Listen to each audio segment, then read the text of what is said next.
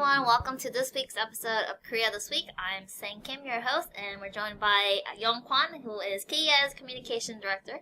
So, Yong, thanks for joining us. Thank you for having me. Great. So hope you had a great weekend, and let's get started on the news. So we're only a week away from the second U.S. North Korea summit, and I'm sure there are a lot of activities and working level dialogues going on. To mention some of the people who are in Hanoi this week to discuss. One, I'll talk about, according to New York Times article, Kim Chang-sun, who served as Kim Jong-un's de facto chief of staff, arrived in Hanoi on Saturday to discuss logistics with his counterpart from White House, Daniel Walsh, and I'm sure he's planning a lot of other logistical things with when Chairman Kim will meet with the Vietnamese president. So there are a lot of, in terms of looking for hotels, venues for the meeting. There are a lot of activities going on there. He also visited the Vietnamese manufacturing base northeast of Hanoi and also the industrial port city of Haiphong, according to Reuters. And he also visited. Right. Chairman Kim is planned to visit while he's visiting Vietnam. So we also heard that there's someone else in Hanoi this week. So Kim Hyuk-chul, who is the North Korean representative counterpart for Steve Biegun, is in Vietnam. So do we know anything else about Biegun and Kim Hyuk-chul's meeting and what they're going to be discussing? Well, I'm sure there's going to be a lot of just protocol discussed, especially since it's a very different setting than Singapore. But I think what's interesting is, in addition to the industrial sites that you mentioned in Vietnam, because Vietnam is geographically contiguous to North Korea, unlike Singapore, which is an island nation, there are speculations that Kim Jong-un might travel to Hanoi via train, which will allow him to kind of travel through China and give him create opportunities for him to also stop by many other industrial sites in China.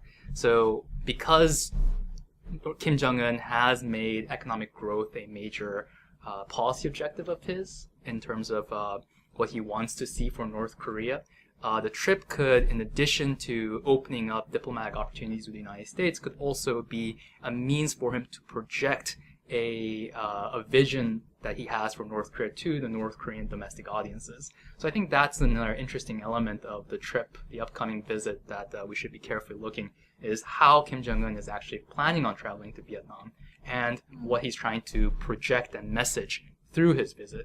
Right, and that's a theme that we're seeing both from the United States and South Korea, that they're trying to make Vietnam as an example for North Korea to follow in terms of opening up economically and also in terms of denuclearization and so on. So you also mentioned the diplomatic aspect, and there was a couple articles over the weekend that is talking about that possibility that the U.S. is considering opening up a liaison office in Pyongyang and vice versa for North Korea as well. So we've seen this before. Right. Can you tell us a little bit about the background, how it was last time when we were having this discussion? Yeah, and this is not unique to North Korea. This is usually the first step of normalizing relations, and the United States has done this before with both China and with Vietnam. As you know, after World War II, the United States recognized the Republic of China, or Taiwan, as the legitimate China. And it wasn't really until President Nixon that the United States began switching over the diplomatic recognition to the government in Beijing. And when the United States began this process, it also began in 1973 with the establishment of a liaison office in Beijing, or rather an exchange of liaison offices. So the People's Republic of China established a liaison office in Washington, D.C., and the U.S. established a liaison office in Beijing. And it was the establishment of the liaison office in 1973 that began the process, and it formally transitioned to the normalization of relations in 1979. Very similarly with Vietnam during the Clinton administration, in January of 1995, both countries exchanged a liaison office. And then within months' time, with China it took 6 years, but in the case of Vietnam, it was January of 1995 when the two countries exchanged liaison offices, and by August the two countries had normalized relations. So the pace was much more rapid with Vietnam, but in both instances the first step of normalizing relations was with a liaison office. And so likewise in 1994, so even before the normalization happened with Vietnam, as part of the Agreed Framework Agreement in 1994, the United States and North Korea had engaged in discussions to exchange a liaison office. Interestingly enough, at the time period, and I think this is a reflection of how much the environment has changed. At the time, South Korea was actually very opposed to the United States establishing a liaison office with North Korea because Seoul believed that it would be an informal way for the United States to extend official diplomatic recognition to North Korea, which South Korea did not want at the time. But nonetheless, there was a lot of engagements, discussions that took place, and a lot of South Korean fears were assuaged. And ultimately, this was something that the United States government saw as a necessary and integral component of the Agreed Framework. One of the things that we had talked about as part of the Agreed Framework Agreement was giving the North Koreans a light water reactor so that they could have their own independent nuclear power program. And the office staff in the liaison office, this proposed liaison office, the U.S. diplomat stationed there would be responsible for kind of checking up on the site, making sure that there aren't any abuses, that there aren't any like enrichment activities going on in this sanctioned power station. These activities were supposed to be carried out by the U.S. liaison office. So it was a very integral component of the Agreed Framework. But much like the Agreed Framework itself, ultimately this didn't come to fruition. The North Koreans pulled out in 1995. I think there are various theories. I think you read one from a senior official that I think is very interesting. Right. So according to one of the articles read Gary Seymour, who was a senior official at the NSC at the time, said the plan for offices fell apart when North Korea Security Services said they wouldn't allow the U.S. to use a diplomatic pouch to bring materials and documents without inspection. So, I mean, I think there are multiple reasons why it didn't work through, but that was one of the recollection from the senior officials who was involved in it. And you have another story behind why it didn't work. Yeah, I mean, like, who knows, right? North Korea is still much like a black box, so it's really hard to decipher intentions and motives. But another official was involved in the liaison office negotiation, believes that potentially it was an internal power dynamic within North Korea that prevented the negotiations from coming into fruition. Lin Turk believes that the conflict between the North Korean Ministry of Foreign Affairs and the military was a source of the breakdown of talks. In December of 1994, a U.S. military helicopter was shot down over the DMZ, and the retrieval of the wounded U.S. serviceman and the body of a U.S. serviceman who was unfortunately killed in this incident was negotiated through a new channel opened up between the State Department and the North Korean Ministry of Foreign Affairs. And according to Lin Turk, this may have triggered a source of tension within the North Korean state because the Korean People's Army usually was responsible for negotiating with the United States through Panmunjom. And she hypothesizes that because the North Korean military was unwilling to give up this privileged position, that their conflict with the Ministry of Foreign Affairs led to the sabotaging of the negotiations. So it'll be interesting to see, and I think the implications here, if this narrative is true, is regardless of what comes out of the negotiations in Hanoi, even if there are talks initiated to establish a liaison office, there's a lot that we don't know in terms of what the different power factions within North Korea and different institutions believe and have interests in that could lead to the talks breaking down. So there's a lot of uncertainty still, and I think this narrative is very instructional in terms of assessing the unknown risks that are still ahead. Right, and also the symbolic feature of having a liaison office in both countries definitely signifies that the relations is getting better. And this was according to, the sources that we're hearing from is from the U.S. sources. So I think this is something that when Steve Biegun meets with his counterpart, will be discussing. And who knows, North Koreans might be interested in setting up a liaison office and maybe not. So right. I think that's something that we will definitely be keeping an eye on. And of course, the summit is next week, so there are a lot more coming up next week. And it seems like when President Trump was making his press conference related to declaring state of emergency, he surprisingly mentioned North Korea a lot in his speech. So it really seems like he's definitely looking forward to the summit, and it seems like both sides are very eager and, in a way, expecting a lot from the summit. Right.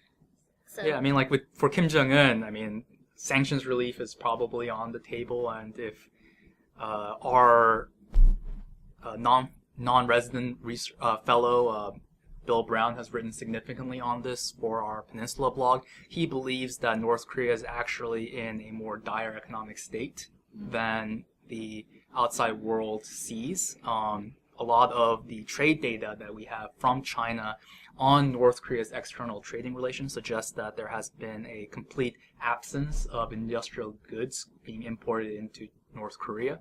So if these trade data is true, then North Korea is probably suffering tremendously. And as a result, this summit is a huge opportunity for Kim Jong-un to really change the situation. And for, President Trump, I mean, he's been faced with such severe domestic political opposition that I think he really needs a win on the foreign policy spectrum to really turn things around for his own political standing in the United States. Again, summit is next week, 27th through 28th. While we're on the summit subject, KEA is also hosting an event next Tuesday with Dr. Moon Jung-in, who is the South Korean presidential advisor on national security and foreign affairs. So please come to our event next Tuesday at 12 if you're here, and we'll also be live streaming online. So you can watch it online. Live at 12, or you can watch later. We'll be posting the video as well. So next, I want to shift gear a little bit and talk about the U.S. tariff on auto. So Phil mentioned this very briefly last week, that the report on Auto 232 on whether it's a threat to the national security was due Sunday, and the Commerce Department submitted a report literally 2 hours before it was due. Classic, like a college student, right? Yeah. I mean, they had since May to work on it, but anyways. Like a college student. So we don't know what's on the report just yet, but a lot of people are assuming that the report probably says that the imported auto is hurting the U.S. national security, and President Trump has 90 days to respond to that, right? So around May 17th is the deadline for the presidential response. But this has obviously been a topic of high interest at KAI. We've written significantly about the potential adverse impact of this measure on not just Korean jobs and Korean manufacturing, but also, jobs in the United States. I mean, most of Korean cars that people see on the streets in the United States are manufactured in the United States. The Kia plant in West Point, Georgia is a prime example of that. And the impact that this may have on U.S. Korea trade could also damage other affiliated businesses, such as car dealerships throughout the country, not to mention ports that import South Korean car parts for the manufacturing and assembly of these cars, could all be damaged by potential moves that the administration makes to disturb and interrupt this very pivotal trading relationship. I mean, of course, this isn't targeted towards South Korea alone. This could impact various other countries that are also major auto manufacturers. Over the weekend, actually, in Munich, the German Chancellor, Angela Merkel, actually made a very a pointed statement about how German cars, very similar to Korean cars, are manufactured in the United States, and that she rebuffed the notion that this constitutes that the manufacturing of German cars in the United States could potentially pose a security threat to the United States. So I think there's a lot of adverse international response. So it's not just South Korea.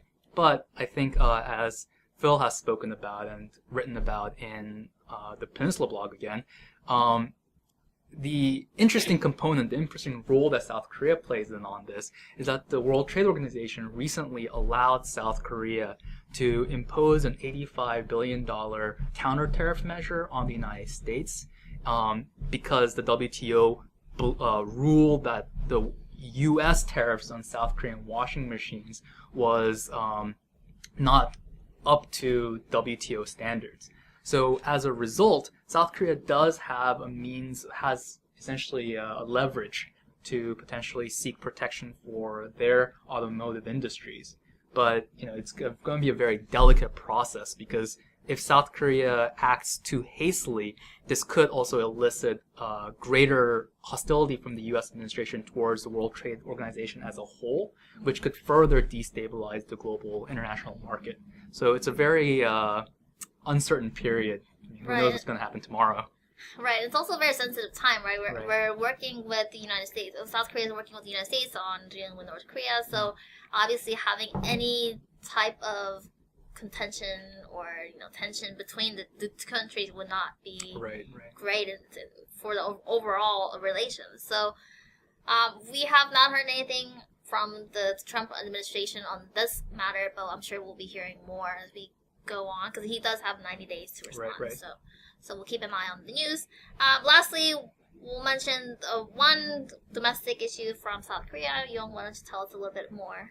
Yeah, actually I have two items for domestic news. One is that, as we know, President Moon Jae-in came into office with a promise of creating a more empathetic society, a society that embraces everybody and makes sure that no one is left behind. So as part of this plan, we have seen the administration and the National Assembly finally allocate a budget plan to spend $300 billion over the next 5 years to make for a more expansive social safety net. So this is finally coming into play, and it's going to become, I think it's going to be a very interesting thing to follow in South Korean domestic politics. As we know, the elections for the new National Assembly is coming up in 2020. The Liberty Korea Party, the opposition, is selecting their new leadership in this month, at the end of this month. And also while the summit is happening. And also we have the presidential election in 2022. And at the crux of the political discussion, I think, is going to be the debate on whether or not the government has effectively and efficiently spent the money allocated for social safety nets effectively to raise the standard of living for all peoples. Because right now there's a lot of criticism that the government's economic policies, such as the income-led growth strategy, has not actually benefited the Korean people. But the South Korean government also recognizes that for the economic size of South Korea, that it's far behind its OECD peers in terms of quality of life. So right now, South Korea ranks 27th out of the OECD in terms of quality of life. President Moon Jae-in wants to raise South Korea's ranking to 10th place by 2040.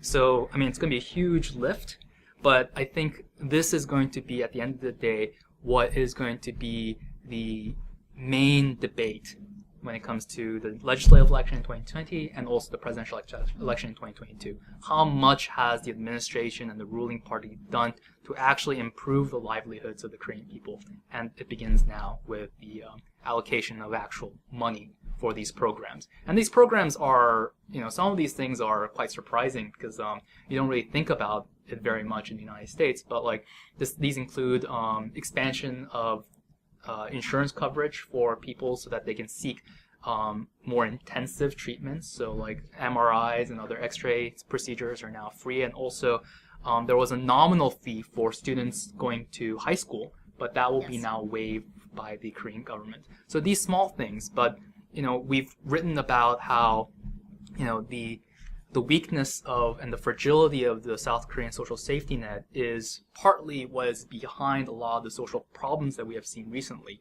The virulent opposition and protest by taxi drivers against things like Kakao Talk isn't necessarily the taxi drivers being Luddites and being opposed to technology, but it's the fact that the Korean government is allowing market competition to enter when the taxi driver's own livelihood is not secure. So there's hope that having a more robust social safety net will also allow for a better environment where worker welfare and technological progress in the market can happen simultaneously. So I think this is a fairly significant event and development that's happening that we should keep track of, and KEI will definitely be monitoring all this. Right. Along the line of technological development, not to go on for too long, But the South Korean government is experimenting with a new way of piloting innovative technology. Hyundai wants to expand its fuel cell electric vehicles, hydrogen fuel cell vehicles, and it wants to, and it has created the capacity to produce 13 times more fuel cell batteries by 2022. But the problem right now is that South Korea simply doesn't have hydrogen fuel recharging stations. Right. So you can buy these cars, you can have the fuel cells, but you have nowhere to charge them. And a lot of the problems associated with why there isn't as many fuel cell recharging stations is because regulations prohibit the construction of these fuel cell recharging stations in certain zones, especially residential zones, due to concerns about public safety. But under and in a rare instance of bipartisan cooperation in the National Assembly, both the ruling Minju Party and the Liberty Korea Party has advanced measures that would allow for Hyundai to construct fueling stations on a pilot basis throughout Seoul to see whether or not this has legs, whether or not this business is feasible. And if successful, they'll expand it nationwide. But this could be the beginning stages of South Korea not only becoming a major player in the electric vehicle industry, but also turning the country towards a more ecologically sustainable path. So this is a very interesting place where we have a consensus within the government to drive forward a public-private partnership for both job growth, economic development, and also ecological sustainability. So it's a very interesting public policy program that I think should be examined carefully to see if this is something that could be implemented in the United States and elsewhere as well. Right. I think the vehicle part is definitely interesting, and it's an important debate for South Korea to have because, I mean, the air pollution is it's getting worse and worse, and of course having a number of less car has cleaner emission is definitely important. And also, I think there's still cars with LNG fuel still around, which is very dangerous and not recommended environmentally either. So if we're switching to electronic cars, that would definitely make things. It would be a game changer in South Korea. So right. And also just a new export industry, right? I mean, like the entire world is so focused on environmental sustainability. There is a new generation coming up in the world that is also very conscious about this. I think it'll be very difficult for millennials in the United States to buy like carbon fuel cars, old school vehicles without being conscious about the environmental footprint that they leave behind. So I think this is a very good move by Korean businesses as well, a very savvy move to kind of tap into both the societal needs and also societal demand. Great. Well, thank you so much. So I think that's all we have for today. We mentioned the event next week, so stay tuned for that as well. And I do want to talk about we're going to launch Korea View. Oh, yes. So we're launching a new weekly, what's it called? Newsletter. Yes. That would talk about a lot of the Korean domestic issues that for your interest. And if you would like to sign up for the Korea View, you can go on our website. We'll share the link on the comment section as well, so you can subscribe right to it. Is there anything else you wanted to add for this week? No, that's it. I think you covered everything. Great. Thank you so much for watching, and we'll see you next Monday at 2 p.m. Bye. Bye.